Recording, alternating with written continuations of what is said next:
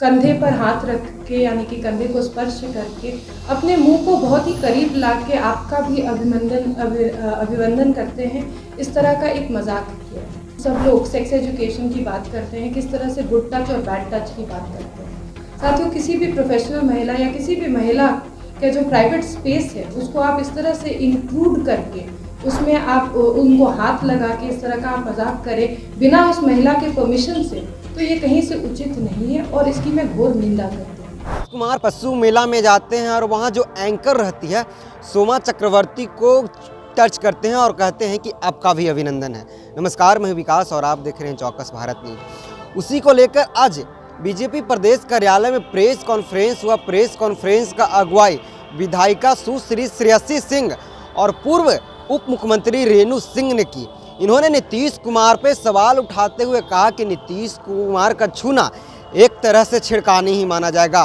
क्या कह रही हैं, पहले इनकी बातों को सुनिए। उपस्थित तमाम भारतीय जनता पार्टी के महिला नेत्री और इस प्रेस वार्ता में उपस्थित तमाम प्रिंट और मीडिया इलेक्ट्रॉनिक्स के सभी भाई बंधु को मेरा सादर प्रणाम। साथियों, आज एक बिहारी होने के नाते, एक महिला होने के नाते शर्म से सर कहीं झुक जाता है जब हम देखते हैं कि संवैधानिक पद पर बैठे हुए हमारे माननीय मुख्यमंत्री किस तरह से महिलाओं के साथ व्यवहार कर रहे हैं, अमर्यादित संकेत कर रहे हैं। हाल ही के दिन में हम लोगों ने देखा कि किस तरह से एक फीमेल एंकर के स्टेज पे चढ़ के उन्होंने उनको कंधे पर हाथ रख के यानी कि कंधे को स्पर्श करके अपने मुंह को बहुत ही करीब ला के आपका भी अभिवंदन करते हैं, इस तरह का एक मजाक किया है। सबसे पहली बात तो मैं ये कहूँगी कि जिस संवैधानिक पद पे वे आज बैठे हुए हैं उसकी मर्यादा और उसकी गंभीरता समझना मुझे लगता है सबसे ज़्यादा अनिवार्य है, क्योंकि इस तरह का मजाक इस तरह का मजाक एक मुख्यमंत्री के पद से एक सार्वजनिक स्टेज पे या मंच पे करना उचित नहीं है। Second of all, most importantly, हम लोग जब से स्कूल में पढ़े हैं और आज तो खुद सब लोग सेक्स एजुकेशन की बात करते हैं, किस तरह से गुड टच और बैड टच की बात करते हैं। साथियों, किसी भी प्रोफेशनल महिला या किसी भी महिला का जो प्राइवेट स्पेस है उसको आप इस तरह से इंक्लूड करके उसमें आप उनको हाथ लगा के इस तरह का आप मजाक करें बिना उस महिला के परमिशन से, तो ये कहीं से उचित नहीं है और इसकी मैं घोर निंदा करती हूँ। ये हुई 21 तारीख की बात। इससे पहले अगर हम लोग विधानसभा में उन्होंने किस तरह से सेक्स एजुकेशन के ऊपर ज्ञान देते हुए अमर्यादित भाषा और संकेतों का प्रयोग किया था, ये हम सभी लोगों ने देखा। उन्होंने उस दिन बिहार और बिहार वासियों का सर शर्म से झुका दिया था।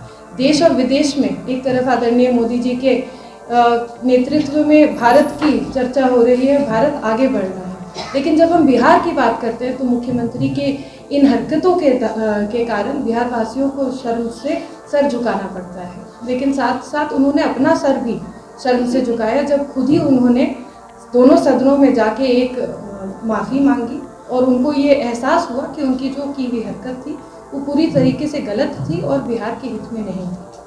उससे पहले जिस तरह से अभी आपको आदरणीय रेणु देवी जी बता रही थी, मैं आप लोगों को याद दिला दूँ कि एनडीए की बैठक में भी निकी हेम्ब्रम दीदी के साथ भी इसी तरह का व्यवहार उन्होंने किया था। अगर एक महिला जो जनप्रतिनिधि है वो आपके सामने एक बैठक में कोई अपनी सवाल रख रही है, कोई सुझाव रख रही है, तो क्या ये उचित जवाब है कि आप उनको पलट के बोले कि आप तो बहुत सुंदर है, इस तरह की बात क्यों कर रही हैं? क्या सुंदरता और सुझाव देने की मतलब क्या तालमेल है, ये मैं आज तक समझ नहीं पाई। साथियों, जब भारतीय जनता पार्टी और जदयू का गठबंधन हुआ था, यानी कि एनडीए का ये जो गठबंधन था, तब हम सब लोग एकजुट आए थे और बिहार के गार्जियन स्वरूप बिहार के तमाम नेताओं ने, एनडीए के नेताओं ने और बिहार वासियों ने नीतीश कुमार को एक मुख्यमंत्री, एक गार्जियन के रूप में देखा था और उनको उस कॉन्स्टिट्यूशनल पद पे बैठाया था। लेकिन उस कॉन्स्टिट्यूशनल पद पे बैठने के बाद उन्होंने गठबंधन तोड़ के हम सभी लोगों का अपमान भी किया और जिस पार्टी के साथ, जिस भ्रष्टाचार के पार्टी के साथ उन्होंने ये गठबंधन जोड़ा है, ये स्पष्ट हो गया है कि ये जो दबाव है, जो मेंटल प्रेशर है, जो स्ट्रेस है, उनसे झेला नहीं जा रहा है और ये जो स्ट्रेस नहीं झेलने का कारण है वो आज तरह तरह की हरकतों से सामने आ रहा है। मैं जो आदरणीय मुख्यमंत्री जी से ये बात कहना चाहूँगी कि जिस तरह से आपने सदन में माफ़ी मांगी थी, एक बार पुनः सबके सामने आप माफ़ी मांगिए, महिलाओं का सम्मान करना सीखिए। महिला आज सिर्फ आधी आबादी एक नारा नहीं रह गया, बल्कि महिला सशक्तिकरण आज धरातल पे उतर रहा है और महिलाओं का सम्मान करना आपके लिए भी अनिवार्य है। यदि आपसे ये कार्य नहीं हो पाता है तो मुख्यमंत्री पद से इस्तीफा दीजिए। सभी बहनें अपने को अपमानित महसूस करके बैठे हुए हैं, क्योंकि जो घटना घटी है परसों, और ऐसी घटनाएं 2 वर्षों से घट रही है। आखिर हुआ क्या है मुख्यमंत्री जी को? मैं मुख्यमंत्री जी नीतीश कुमार जी का जो अमर्यादित व्यवहार है, उनके शब्दों का जो संकेत के जरिए दिया जाने वाला सदन का बयान हो या सरकारी जो भी कार्यक्रम हुआ हो, अनियंत्रित मर्यादाहीन का आचरण का उनमें हम लोगों को काफ़ी महिलाओं को आहत देने वाला है। और मुझे पीड़ा हो रही है उस बात का कि जो आदमी आज लाखों कार्यकर्ता या बिहार वासियों का गार्जियन कहा जाता था, उस तौर पे उनकी छवि थी, मगर हाल के दिनों में उन्होंने जो उटपटांग व्यक्ति या आचरण का व्यवहार या अपनी छवि को एक मनोरोगी के तरह तौर पर जो उभरा है उनका मन, सो हम लोगों को पीड़ा देने वाली है।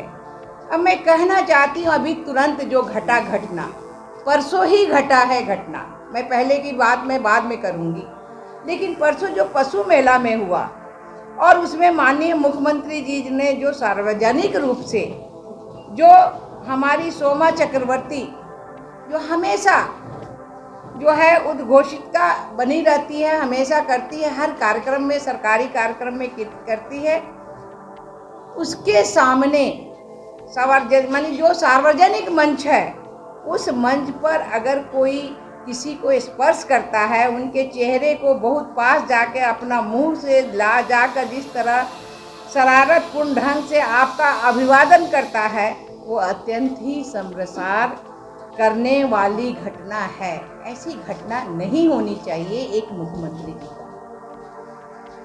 और उन्होंने जिस तरह से एक मैं कहूँ कि अगर उन्होंने कहा कि मुख्यमंत्री गहरी यौन कुंठा के कारण अपने शब्दों, संकेत और सार्वजनिक व्यवहार के महिलाओं को लज्जित और अपमानित की घटनाएं बार बार हो रही है, हम सभी लोग शर्मसार हो रहे हैं। आप देख लीजिए, जो पिछली बार विधानमंडल के भीतर दोनों सदनों में जिस तरह से प्रजनन दर लेके हुआ, उस तरह से अगर आप वीडियो निकालिए और जो हाथ का इशारा करते हुए जिस तरह से चर्चा हुआ, उससे महिलाएं काफ़ी अपमानित और लज्जित है। गांव-गांव में आप जाएंगे तो महिलाएं कुछ न कुछ अशब्द बात करती ही रहती हैं कि ऐसा नहीं होना चाहिए। पढ़ी लिखी महिलाएं छोड़ दीजिए, ये जो है अनपढ़ महिलाओं की मैं बात करती हूँ, और जिस विधानसभा जो इनका घर है, वहाँ की महिलाओं से भी जाके अगर आप पूछेंगे तो अपने को शर्मसार महसूस करती हैं कि उन्होंने इस तरह से गंदा काम कैसे किया। और यही कारण है कि इसके कारण जो अभी हमारी छवि खराब हो रही है। और उस कारण से अगर आप देखेंगे तो पीछे अगर आप देखेंगे तो एक बड़ा काम हुआ था, जो हम लोग पहली बार बैठे थे, यहाँ विधायिका जी हैं, 2 साल पहले हम लोगों ने विधानमंडल दल की बैठक थी, उस समय हमारी बहन निकी हमरम थी, उनको भी कहा गया था कि वो सुंदर हो, तुम बहुत सुंदर हो। तो वहाँ से शुरू होता है और यहाँ अंत हो रहा है। सोमा चक्रवर्ती क्या थी? आपकी बेटी के बराबर थी, आपकी बहन के बराबर थी, आपको सब लोग सम्मान देता था, आप एक गार्जियन की तरह रहते थे। लेकिन आखिर आपको हुआ क्या है? आपने जब से महागठबंधन के साथ गए हैं, तब से लगता है कि मानसिक रोग और भी बिगड़ते ही जा रहा है। तो आपने सुन लिया, इन दोनों ने कहा कि नीतीश कुमार महिला विरोधी है, वो महिला के प्रति गंदा नज़रिया उनका है। इन्होंने कहा कि जिस तरह से जो मंच पे जो एंकर थी सोमा चक्रवर्ती, उनको छूना एक तरह से छेड़खानी ही माना जाएगा। इन्होंने कहा कि नीतीश कुमार के दिन पर दिन महिलाओं के प्रति जो उनके नज़रिया हैं गंदा होते जा रही है और जो अभद्र व्यवहार हैं वो करते आ रहे हैं। इन्होंने इतना ही तक नहीं कहा कि जिस तरह से सदन में नीतीश कुमार महिलाओं के शर्मसार करने की कोशिश किया और पूरी जो बिहार और बिहार वासियों को शर्मसार किया, वो माफ़ी मांगना उनको कम पड़ जाएगी। जिस तरह से श्रेयसी सिंह और जो पूर्व उप मुख्यमंत्री रेणुका सिंह ने नीतीश कुमार के लगातार कहा कि इनको त्याग पत्र दे देना चाहिए। ये अब लाचार हो गए, पूरी तरह से मानसिक रूप से बीमार हो गए। इन्होंने कहा कि जिस तरह से पहले 2005 से पहले लालू प्रसाद यादव जिस तरह से व्यवहार करते थे, वही आज व्यवहार नीतीश कुमार उनके संगत में आके कर रहे हैं। बहरहाल इस खबर में इतना ही। बने रहिए चौकस भारत न्यूज़ के साथ। धन्यवाद।